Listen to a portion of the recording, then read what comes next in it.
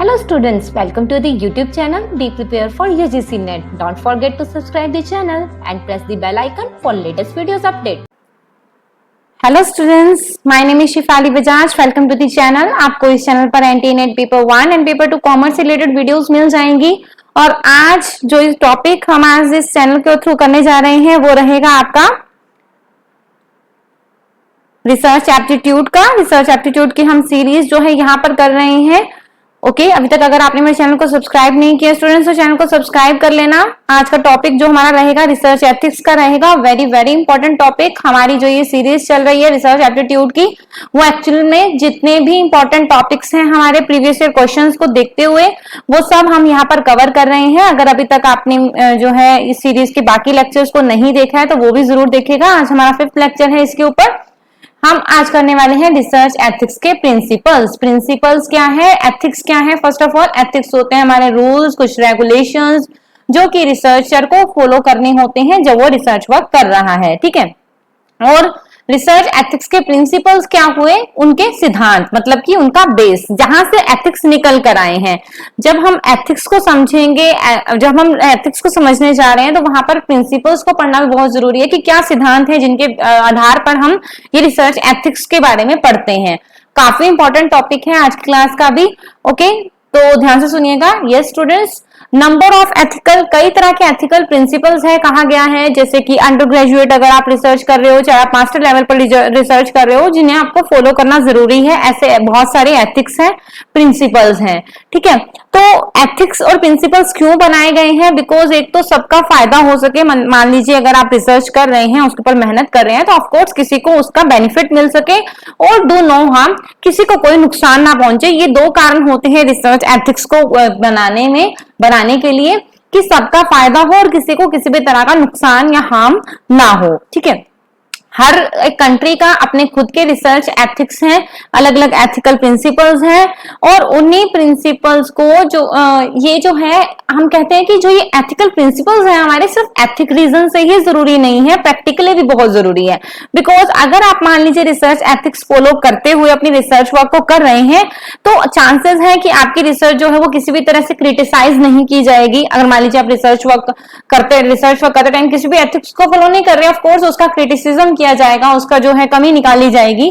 ठीक है, उसकी लोअर मार्किंग होगी। तो प्रैक्टिकली बहुत जरूरी है हमारी की अपर मार्किंग के लिए कि हम जो है वो अपनी रिसर्च वर्क को पूरा एथिकली परफॉर्म करें। ठीक है, और साथ ही साथ जो हमारे ये भी चांसेस होते हैं अगर हम एथिक्स को फॉलो नहीं करते कि सुपरवाइजर और एथिक्स कमेटी के द्वारा हमारी रिसर्च जो है वो रिजेक्ट कर दी जाए। तो इसलिए बहुत जरूरी है कि हम अपने रिसर्च वर्क को पूरा का पूरा एथिक्स को फॉलो करते हुए करें अकॉर्डिंग टू अवर कंट्री।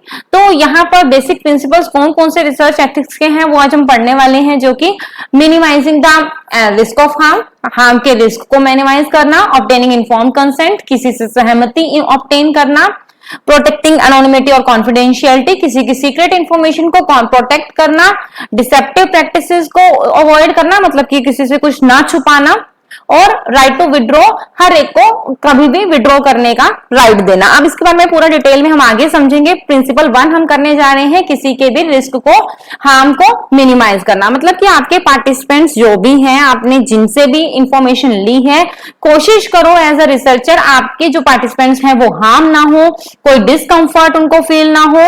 अगर बाय चांस ऐसा हो जाता है, पॉसिबिलिटी है कि हाँ उनको थोड़ा बहुत हार्म हुआ है या वो डिस्कंफर्ट हुए हैं, तो उसके लिए प्रॉपर जस्टिफिकेशन आपके पास होनी चाहिए।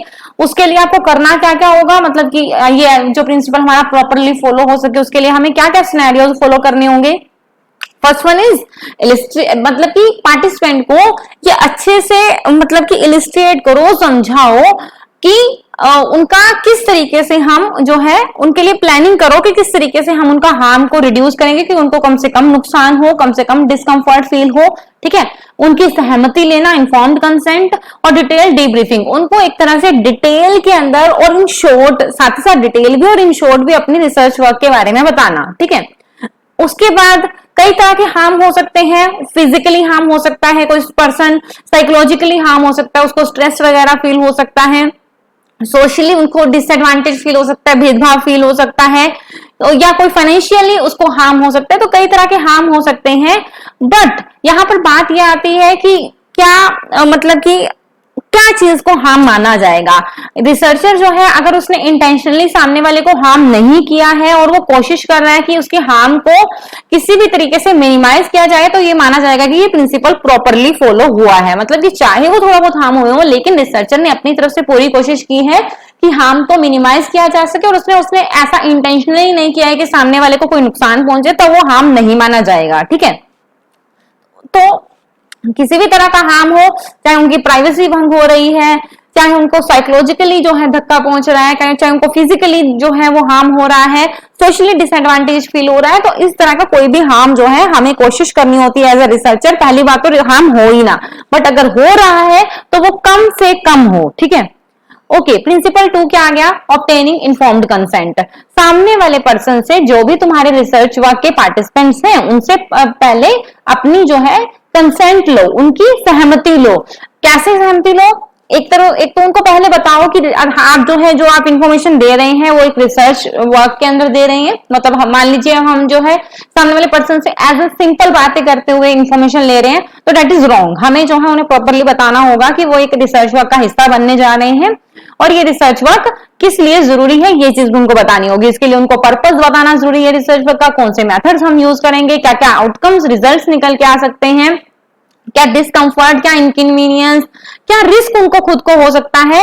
हर एक वो इंफॉर्मेशन बतानी होगी जो उनकी सहमति को जो है प्रभावित कर सकती है। हो सकता है कि वो हमें सहमति ना दे, लेकिन हमें इंफॉर्मेशन उनके बारे में जरूर देनी होगी। ठीक है, तो क्या है कि किसी भी तरह का नुकसान पहुंच रहा है या किसी भी तरह का उनको डिसीव किया जा रहा है, उनसे कुछ छुपाया जा रहा है, तो इस तरह की इंफॉर्मेशन सारी की सारी उनके सामने रखो। ठीक है, अगर हमें पार्टिसिपेंट का कंसेंट नहीं मिलता है या हम नहीं लेते हैं, ठीक है, कई केसेस होते हैं जहां पर हम पार्टिसिपेंट का कंसेंट नहीं लेते हैं और वैसे ही इंफॉर्मेशन, वैसे ही रिसर्च वर्क को करते हैं, तो उसके लिए प्रॉपरली एक तो हमारे पास जो है हमें बताना होगा कि क्यों जरूरी नहीं था, हमने क्यों नहीं लिया इन्फॉर्म्ड कंसेंट उनसे, या क्यों रिलैक्सेशन थी उसके अंदर, मतलब पूरी जानकारी देनी जरूरी क्यों नहीं थी। इसके अंदर जैसे एजुकेशनल हो गए, ऑर्गेनाइजेशनल हो गए, या नेचुरलिस्टिक रिसर्च सेटिंग्स होगी, वहां पर जो है उस केसेस के अंदर हमें किसी से कंसेंट लेने की जरूरत नहीं है। जो हम प्रकृति के बारे में, या हम किसी ऑर्गेनाइजेशन के बारे में, या हम किसी एजुकेशन सेक्टर के बारे में जो रिसर्च कर रहे हैं, तो उसके लिए हमें किसी की सहमति लेने की जरूरत नहीं होती है। ठीक है, next one is protecting anonymity and confidentiality. Principle 3 है ये आपका। अनोनिमिटी और कॉन्फिडेंशियलिटी में क्या फर्क है? कॉन्फिडेंशियलिटी वो होता है कि जब रिसर्चर ये सामने वाले को कॉन्फिडेंस देता है कि जो इंफॉर्मेशन आपने मुझे दी है वो पूरी तरह से सीक्रेट रखी जाएगी, किसी के साथ बिल्कुल भी शेयर नहीं की जाएगी, तो ये होता है कॉन्फिडेंशियलिटी। ठीक है, कॉन्फिडेंशियल रखा हमने सामने वाले की इंफॉर्मेशन को। और अनोनिमिटी का मतलब क्या होता है कि मान लीजिए अब मैं रिसर्च कर रही हूँ और सामने वाले पर्सन का मुझे नाम तक भी नहीं पता है, उसको कहाँ रहता है, उसके बारे में मतलब इंट्रो उसके बारे में कुछ भी नहीं पता है मुझे, सिर्फ वो मुझे अपनी जानकारी दे रहा है। मान लीजिए मैं उसका प्रोफेशन जानना चाहती हूँ, मैं उसकी इनकम जानना चाहती हूँ, या उनके पास्ट लाइफ कैसी रही है, फैमिली के बारे में जानना चाहती हूँ, तो वो मुझे सिर्फ अपने रिलेशंस के बारे में बताएगा, बट विदाउट देयर नेम, मतलब उनका नेम हमें नहीं पता है। दैट इज कॉल्ड अनोनिमिटी, मतलब हमसे भी वो चीजें छुपी हुई हैं।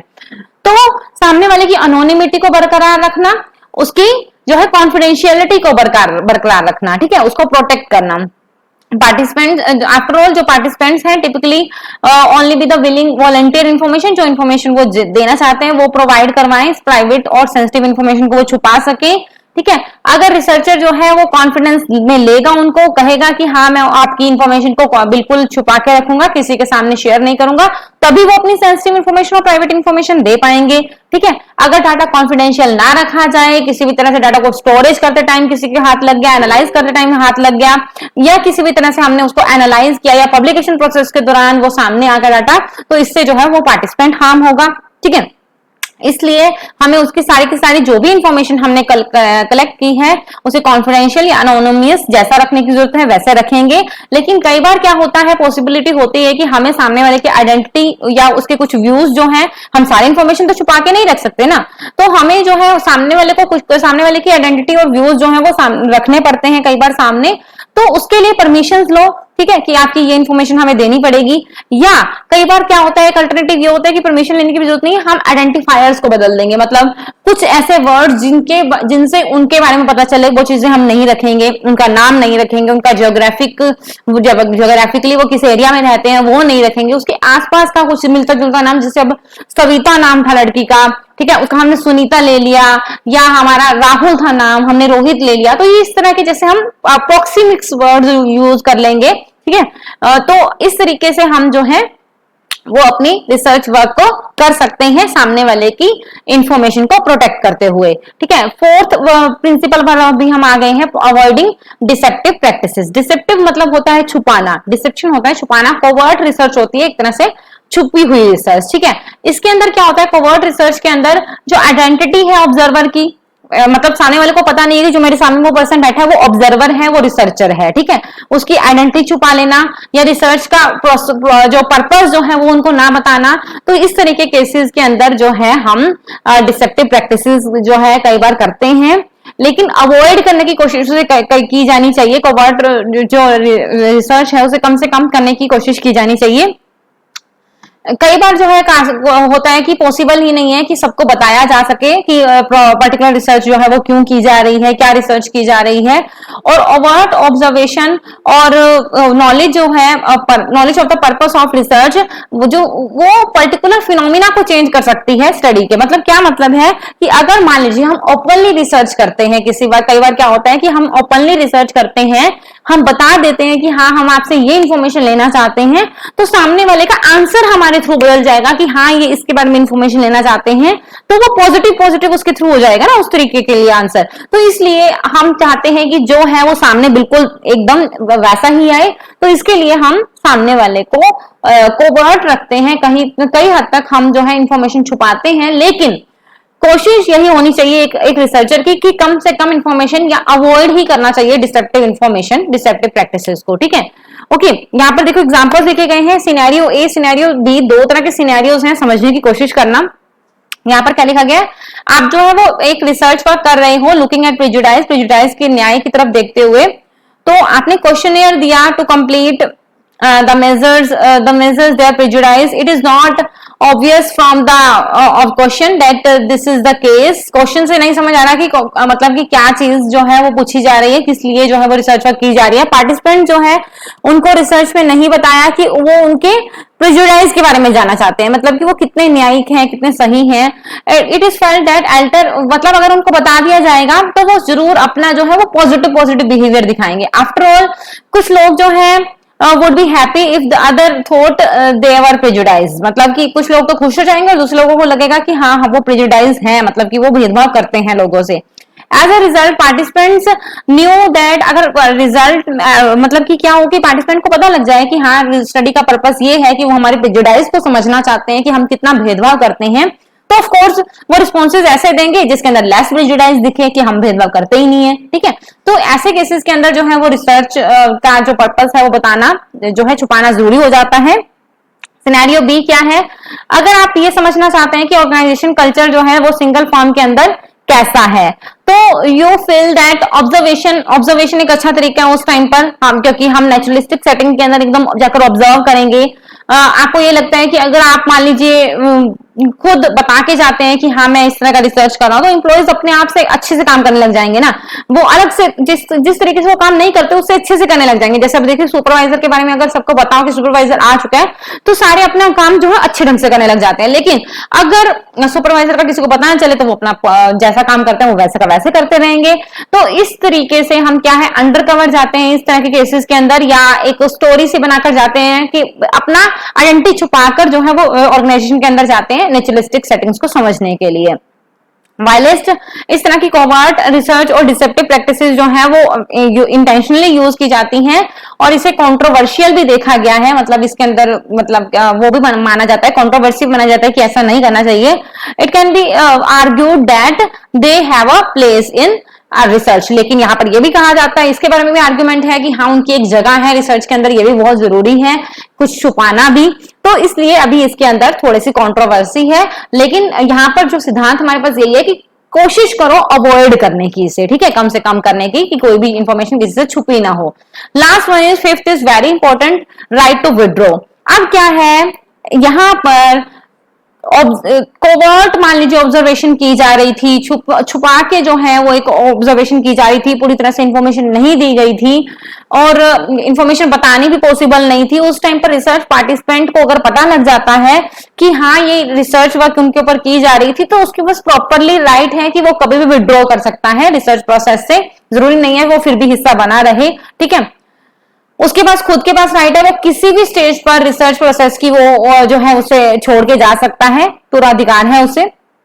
पार्टिसिपेंट जो है वो विड्रॉ कर सकता है रिसर्च प्रोसेस से। दे शुड बी प्रिश्योर्ड और कोरेज्ड, अगर उनको लगता है इन अ वे टू ट्राई और टू स्टॉप देम विड्रॉइंग, मतलब कि उनको किसी भी तरह से हम प्रेशराइज्ड नहीं कर सकते, उनको जो है कोरिज्ड नहीं, उनके साथ कोई हिंसक नहीं बिहेवियर कर सकते। अगर वो छोड़ के जाना चाहते हैं तो वो छोड़ के इजिली जा सकते हैं, हम उसे बिल्कुल भी प्रेशराइज नहीं कर सकते हैं, ठीक है। ओके, तो ये थे मेरे 5 प्रिंसिपल्स। होप्स आपको क्लास पसंद आई होगी students, and don't forget to subscribe the channel and press the bell icon for latest videos update. Okay, और क्लास पसंद आती है तो प्लीज उसे शेयर जरूर किया करो, क्लास को लाइक जरूर किया करो, ठीक है। Okay students, best of luck for your exam, for your preparation. Okay students, bye bye, take care, और नेक्स्ट क्लास के लिए जुड़े रहिएगा। अब हम जो है रिसर्च एथिक्स की नेक्स्ट क्लास करने वाले हैं। अभी हमने आज प्रिंसिपल किए जो उसका बेस था, अब वेरियस जितने भी एथिक्स हैं जिसके ऊपर भी क्वेश्चन बन सकता है वो एथिक्स के बारे में हम नेक्स्ट क्लास के अंदर पढ़ेंगे। Okay students, bye bye, take care. कोई भी डाउट हो तो टेलीग्राम चैनल को आप ज्वाइन कर सकते हो, उसका डिस्क्रिप्शन बॉक्स में आपको लिंक मिल जाएगा, वो उसे आप चैनल को ज्वाइन कर सकते हो, वहां पर आप मेरे से डाउट जो है वो किसी भी तरह का क्लियर कर सकते हो। Okay students, bye bye, take care, have a nice day.